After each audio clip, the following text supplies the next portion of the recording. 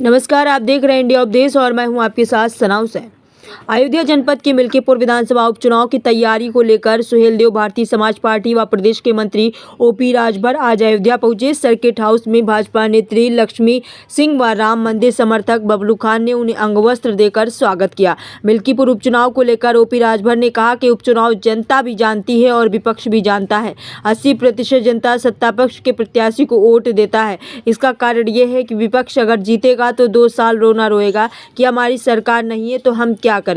इस नाते जनता सत्ता पक्ष के साथ खड़ी रहती है। विपक्ष भी जानता है कि उपचुनाव ज़्यादा सीटें सत्ता पक्ष जीतता है।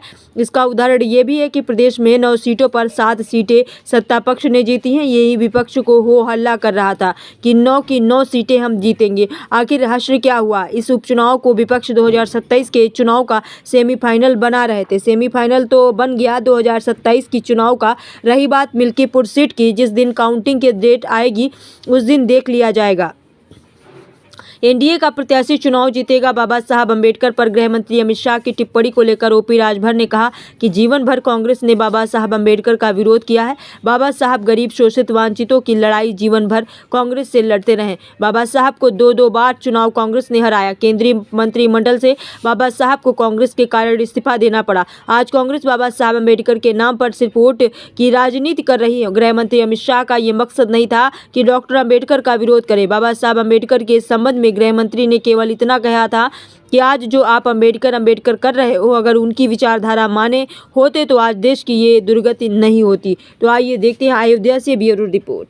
जनसभा है मिल्कीपुर उपचुनाव को लेकर के है क्या? देखिए, उपचुनाव है और मिल्कीपुर में जनसभा करने के उद्देश्य से हम लोग आए हुए हैं। उद्देश्य तो वही है। अगर मिल्कीपुर उपचुनाव की बात करें तो किस तरीके से तैयारियां हैं, और क्या अगर बात करें तो विपक्ष भी लगातार कह रहा है कि हम चुनाव जीत रहे हैं, तो क्या कहेंगे आप?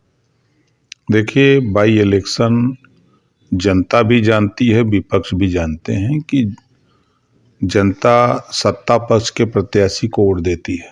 इस नाते देती है कि विपक्ष अगर जीतेगा तो वो 2 साल रोना रोएगा कि हमारी सरकार नहीं है तो हम क्या करें। इस नाते जनता सत्ता पक्ष के साथ खड़ी रहती है। विपक्ष भी जानता है कि बाई इलेक्शन ज़्यादा सीटें सत्ता पक्ष जीतता है, जिसका उदाहरण अभी आपने देखा कि 9 सीटों का चुनाव था तो यही समाजवादी पार्टी के नेता भोपू लेके चिल्ला रहे थे 9 की 9 जीतेंगे, और 27 का सेमीफाइनल बना रहे थे। तो सेमीफाइनल तो बन गया 27 का, और 9 की 9 जीत गए, एहसास हो गया। और रही बात एक सीट का मिल्कीपुर का, तो आप लोगों के स्क्रीन पर जिस दिन काउंटिंग की डेट आएगी आप देखिएगा, एनडीए प्रत्याशी जो भी होगा वो चुनाव जीतेगा। ये जनता की आवाज़ है, हमारी नहीं। अवधेश प्रसाद का एक वीडियो वायरल हो रहा है, वो गौ की सेवा कर रहे हैं और लगातार अयोध्या को लेकर टीका टिप्पणी भी करते हैं, क्या कहेंगे मंत्री जी? वो दिखावटी है और कोई बात नहीं है। मंत्री जी, एक सवाल और है कि जिस तरह से नीतीश कुमार बिहार में एनडीए का साथ छोड़ रहे हैं और आपके साथ वो केंद्र में भी है, तो क्या लगता है कि सत्ता परिवर्तन की ओर कहाँ छोड़ रहे हैं? अभी तो मैं कल था बिहार, परसों नरसों हमारी उनकी बातचीत भी हुई, ऐसा कुछ तो नहीं है। नहीं है, बहुत सारी अटकलें लगाई जा रही है कि वो ऐसे विपक्ष के पास कोई काम तो है नहीं। वो शिक्षा पे चर्चा करने के लिए उसके पास नहीं है, रोहिणी आयोग की रिपोर्ट लागू करने की बात नहीं, स्वास्थ्य की चर्चा करने की उम्मीद है, उनके पास समय नहीं है। तो ये बिना वजह की चर्चा विपक्ष करता है। ठीक, धन्यवाद। किस तरह की तैयारियां? देखिए, सरकार कटिबद्ध है। कुंभ में लोगों को घूम घूम करके हमारे मिनिस्टर दूसरे स्टेटों में जा कर के वहाँ निमंत्रण दे रहे हैं। वहाँ लोगों को यहाँ सुरक्षा, लोग आवें और आराम से लोग स्नान करें और लोग व्यवस्थित चले जाएं, इसके लिए सरकार कटिबद्ध है।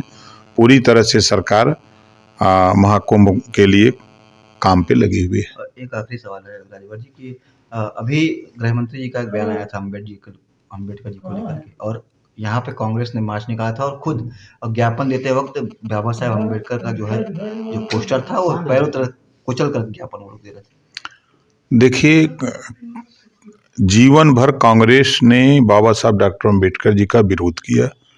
बाबा साहब डॉक्टर अंबेडकर गरीब, कमजोर, वंचित, शोषित, पिछड़े, दलित, अल्पसंख्यक की लड़ाई लड़ते रहे। किससे लड़ते थे? कांग्रेस से। कांग्रेस ने नहीं माना। बाबा साहब को 2-2 बार चुनाव कांग्रेस ने हराया। बाबा साहब डॉक्टर अंबेडकर को केंद्रीय मंत्रिमंडल से रिजाइन देना पड़ा कांग्रेस की वजह से।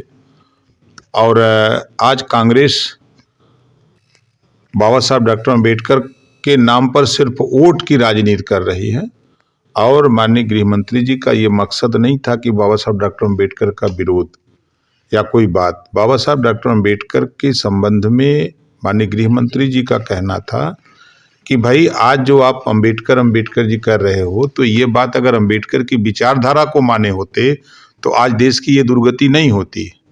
आज जिस बात को राहुल जी या कांग्रेस के नेता बोल रहे हैं कि पिछड़ों के साथ, दलितों के साथ, अल्पसंख्यक के साथ अन्याय हो रहा है, तो 50 साल तो शासन यूपी में आपका था, दिल्ली में आप लंबे समय तक शासन किए, तो आपने इन लोगों के विषय में क्यों नहीं ख्याल किया? आज जब हम लोग काम कर रहे हैं उनके लिए, दवाई का इंतजाम हो रहा है, रोजगार की व्यवस्था हो रही है, नौकरी जो कल तक बिकती थी आज ब्रिलियंट लड़के नौकरी पा रहे हैं, तो ये विपक्ष को बुरा लग रहा है। उन लोगों का बाबा साहब डॉक्टर अंबेडकर जी से कुछ लेना देना नहीं है, सिर्फ उनके नाम पर वोट की राजनीति कर रहे हैं। एक और सवाल, कांग्रेस की बात आपने कही है, तो अभी हाल ही में पूर्व प्रधानमंत्री डॉक्टर मनमोहन सिंह का स्वर्गवास हुआ और उनकी यात्रा निकली। कांग्रेस ये एलिगेशन लगा रही है कि उनको वो सहूलियत नहीं मिली जो मिलनी चाहिए थी उनको। कांग्रेस के रेजिंग में बाबू जगजीवन राम जी की डेथ हुई थी। कांग्रेस ने उनके साथ क्या सलूक किया था, याद है? कांग्रेसियों से पूछिएगा कि बाबू जगजीवन राम की जब डेथ हुई तो आपने उनके साथ क्या सलूक किया। बोलने से पहले कांग्रेस को अपने गिरेबान में झांक के देखना चाहिए कि हमने क्या किया था। संवेदना है उनके प्रति, बिल्कुल संवेदना है। ठीक।